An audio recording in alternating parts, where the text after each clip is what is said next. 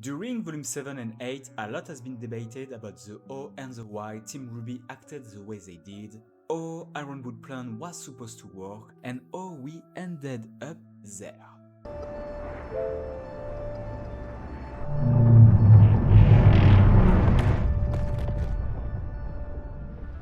And a big talking point is about whose fault it is and who was right. Spoiler alert! The whole point of the situation was that nobody was 100% in the right and that refusing to compromise and cooperate did 90% of the job for Salem without her having to lift one finger. So, I thought it would be interesting to take a look at how things could have turned without Team RWBY involvement. For the sake of argument, and to not have to go too deep in what would be changed in a world without Team RWBY, we'll keep the timeline as it is until the start of Volume 7. We'll say that at the end of Volume 6, Cordovin captured and jailed Team RWBY, leaving the Atlas arc of Volume 7 and 8 free of any of their influence on the plot. Let's take a look at that potential alternate timeline. Before diving into these alternate events, it's good to remember what was the situation in Mantle and Atlas at the start of Volume 7. On the Mantle side of things, you've got the election of the council going on, with Robin Hill predicted to get the seat. You've also got multiple unsolved murders of either supporters of Robin or of people criticizing General Ironwood handling of, well, everything. That string of murder is creating more tension between Mantle and Atlas by the day. You also still get a dust embargo going on and the borders of the kingdom are closed. Also, Mantle outer wall is not repaired because resources are being kept to the side by the Atlas military in preparation for the Amity project. Combine the tensions rising and the outer wall not being repaired, and you get daily grimm incursions in Mantle. These incursions are kept under control only by the presence of Penny Polendina, the protector of Mantle. And you know those murders? Yeah.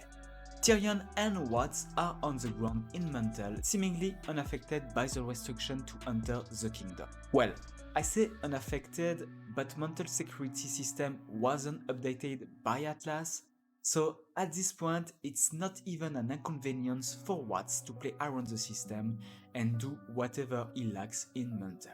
Meanwhile, in Atlas you get growing tensions between the SDC and Ironwood, as well as the council starting to doubt Ironwood's handle on the situation and the necessity for the dust embargo and the closing of the borders. Also, on their way to Atlas, or even maybe there since day one, are Neo and Cinder plotting to get the Maiden power. So, you know, from the start the situation for the kingdom is not that great. And it's about to get far, far worse. For the starting chapters of Volume 7, with or without Team RWBY involvement, nothing would change much. The Aesop would still clear the old SDC mine, maybe with a little bit more of difficulty and close calls, but would nevertheless accomplish their mission successfully. Following that, you'd still have the Jack and Ironwood conversation, putting Jack to the pass to run for the election on the Atlas Council after being approached by Watts. You'd still have Robin and Clover's discussion in the middle of the tundra, with Robin being intrigued on why resources are kept by the Atlas military and not used to help Mantle. Again, at this point Team RWBY was more or less spectators of the events unraveling around them, and so while a few minor things would change, the basic gist stays the same. But then we get to A Night Off, the 6th episode of Volume 7, and this is where the dominoes start to fall slightly off from what happened in the main timeline. Again, Robin's rally still happens, Jack wins the election thanks to Watts, but where things start to get different is Tyrion massacre at the rally. There, Penny gets blamed for the murders, and most importantly, no one knows that Tyrion was there. Of course, Ironwood and the Aesopes would suspect some sort of foul play and would be on alert for anything out of the ordinary. It's probable that the Aesopes would start looking into the murders of non-Robin sympathizers plaguing Mantle, but at this point, they don't have a clear target or can be sure it's Salem crew starting to show their end. From then on, and without knowing what really happened at the rally, Atlas military boot has to rest even more heavily on Mantle. The people of Mantle feel robbed of their election and think Atlas is playing them for fools, while also having anyone who don't play the game executed. And from that point onwards, this is where things start to go wild.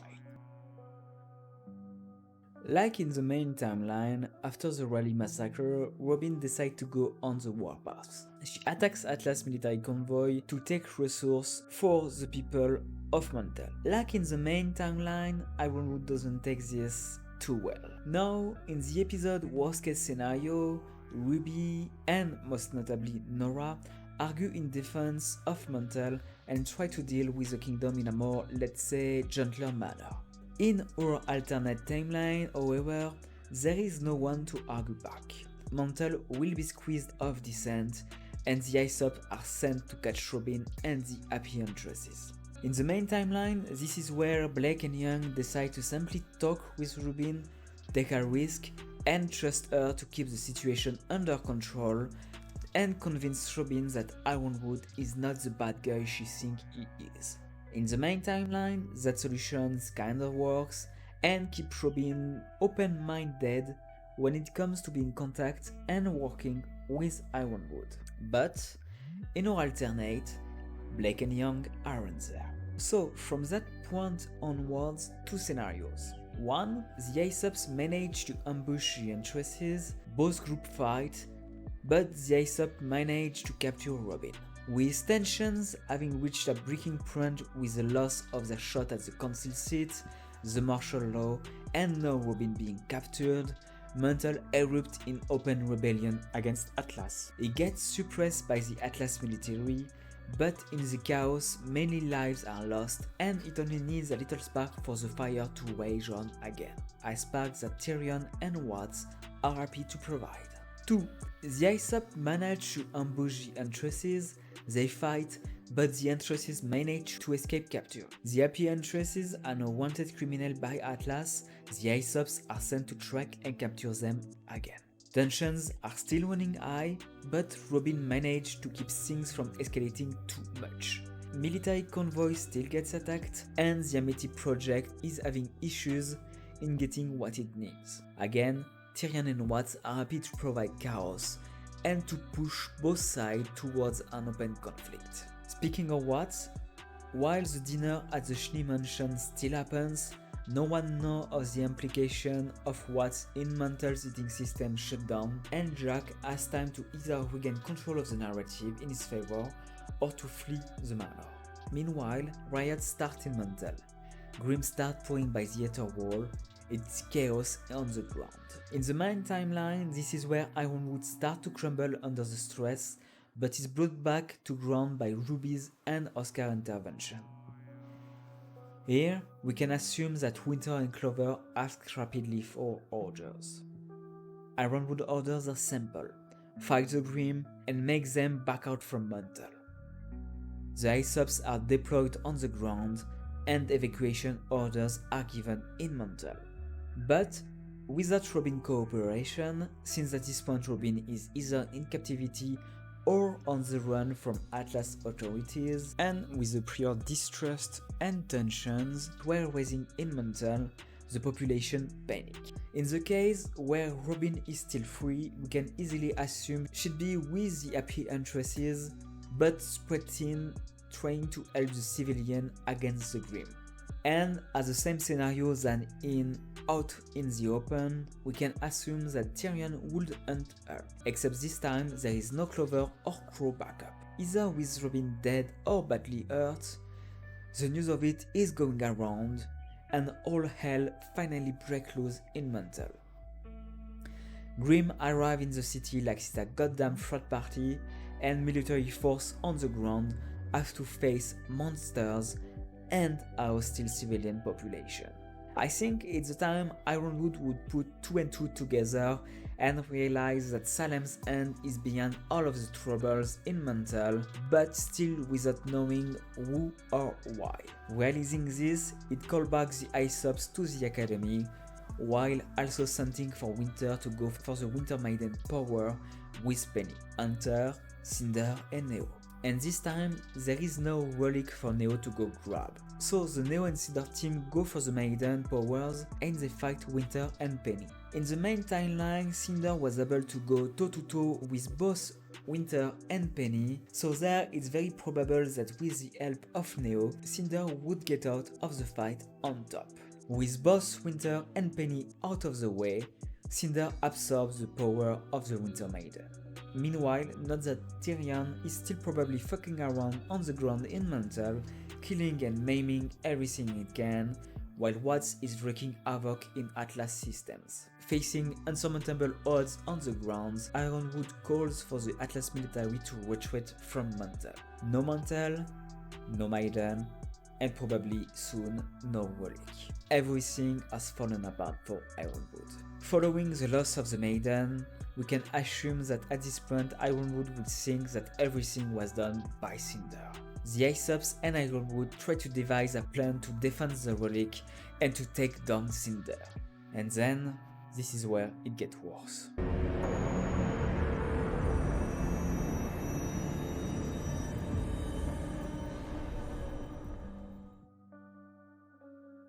So, I'm going to assume that for whatever reason, Cinder doesn't go for the relic straight away. Why? Well, mostly because if Cinder had gone for the relic the moment she got the Maiden powers, Atlas would fall immediately, and that would be the end of it. But this alternate volume 8 will still be very short, for the simple reason that Salem's plan doesn't change much from her main timeline 1. Step 1, regroup all of her pawns at Monstro. Step 2, wait to be in a position to strike. Step 3, overwhelm Atlas military with sheer numbers of grimm. On the bright side, it leaves time for Ironwood to try to protect the vault and the relic inside. But it also allows for Salem to strike at once with all the members of her inner circle, with all the grimms, and to be personally there. Meanwhile, either Mantle is completely overrun by grimm, or they can manage to organize themselves at the crater, waiting. After Atlas' shields gets destroyed like in the main timeline, it's child play for Watts to dismantle Atlas systems.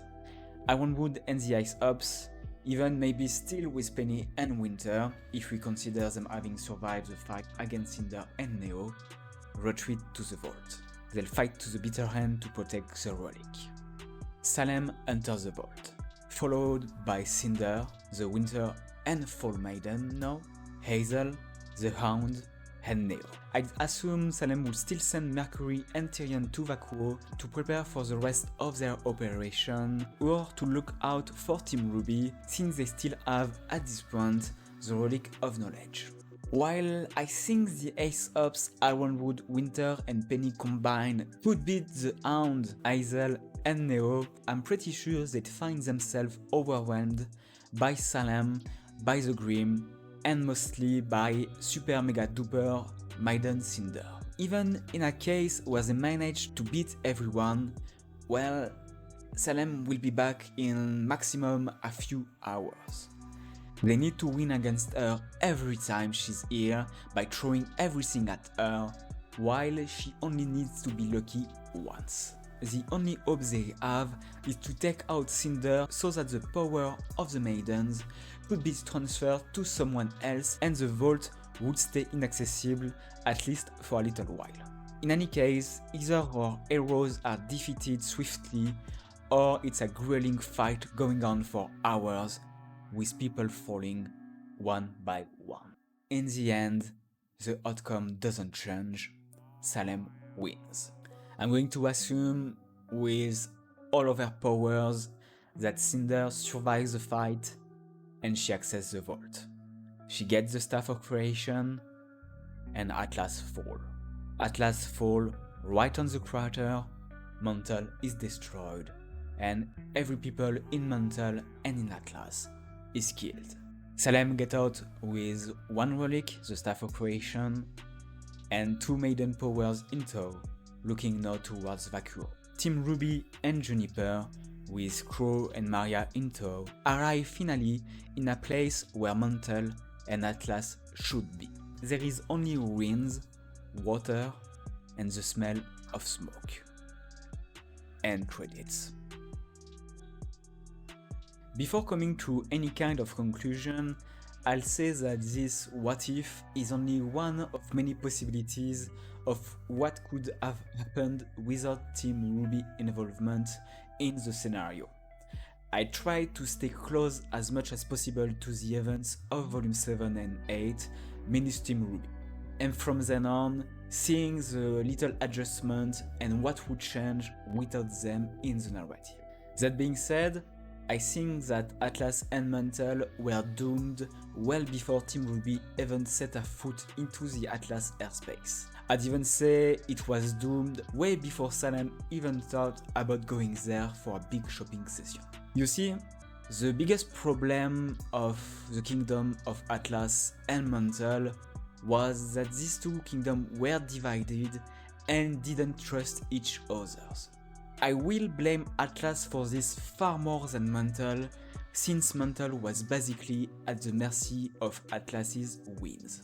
Just looking at Ironwood's original plan before Team RWBY arrived shows that Mantle was never that important to the greater good. The greater good. Shut it! Indeed, just the fact that Mantle's outer wall was never repaired before even considering announcing to the kingdom that Salem was a thing shows that Mantle was a sacrifice Atlas was willing to make. Also, Ironwood knew his tech had been hacked at Beacon, and not upgrading Mantle system was the biggest mistake it could make, and arguably the one who made in the end Atlas fall. As anyone working in IT will say to you, any system is only as strong as its weakest link. The fact that Mantle was virtually untenable in any case of big incursions of Grimm, and even when it was relatively small numbers of Grimm coming, we saw that Grimm could still come into the city and wreak havoc, combined with its security system being left wide open for what's to use and abuse, and, well, I think the city was fucked from day one. Adding to that, you had no cooperation between Mantle civilian authorities and Atlas, and even worse, it seemed Atlas, and more precisely Ironwood, didn't care that much about the growing defiance and distrust against the Atlasian elite. Meaning that the moment the two cities are hitting a crisis point, all hell will break loose. On the Atlas side of things, we also have the complete divide between the SDC and the Atlas military following Ironwood embargo on Dust and closing of the border. I'm very pained to write these words in my script, and I'm very pained to say these words right now, but yes, Jacques Schnee was right on that matter. Jacques Schnee is still a piece of shit, but he was right.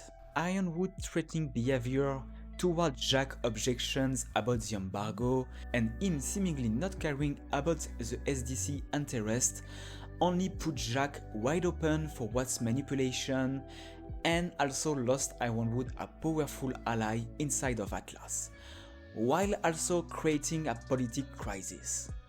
Basically, at this point, Ironwood was only adding a crisis on top of another crisis on top of another crisis, etc.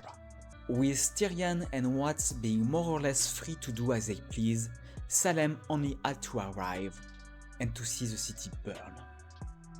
I'd say that Team RWBY involvement in the plot saved the life of the entire population of Atlas and Mantle.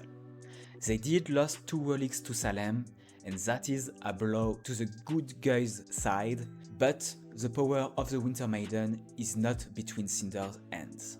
Which, to me at least, seems like the better deal. Because at the end of the day, Salem ends up with the Relic of Knowledge that she can't use before 100 years, and the relic of creation, which is very specific in its use. She also lost Hazel, Emerald, and Watts, and while she got the two relics, she left the kingdom having lost a lot of her firepower and not gaining much in exchange. I'll probably go over in another video about how Ironwood could have won and what would have happened if Team RWBY had complied to Ironwood orders of leaving Mantle to die. I hope you enjoyed that video and that what if scenario.